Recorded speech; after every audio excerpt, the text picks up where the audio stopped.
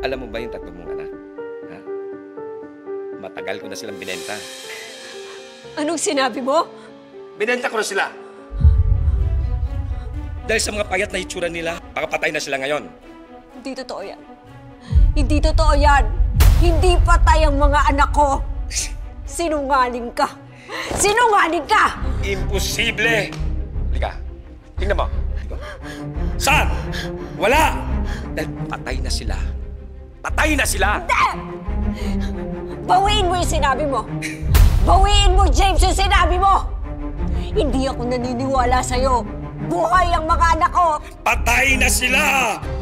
Hanapin mo! Nasaan sila ngayon? Hindi. Pinakasalan kita para magkaroon ng sariling anak. Hindi para bumuhay ng ibang anak. Akala mo sa akin tanga ako? Ha? Yung ba sa tingin mo? Dapat lang silang mamatay! Bawiin mo yung sinabi mo. Bawiin mo yung sinabi mo! Dapat lang silang mamatay! Hindi patay ang mga anak ko. Sinungaling ka, walang yaka! Sinungaling ka! Nasaan nga sila ngayon? Hanapin mo! O dito, tumingin ka dito! Nasaan nga? Wala! Wala, di ba? Wala! Ikaw! Sinungaling ka! Baka walang ya mo. James, dapat paparusahan ka sa lahat ng ginawa mo! Turuan mo ng leksyon ng babaeng yan! Oo nga, disiplinahin mo yan! So yun, tingnan mo. Tingnan mo. Yan, tingnan mo nanay mo. Ha?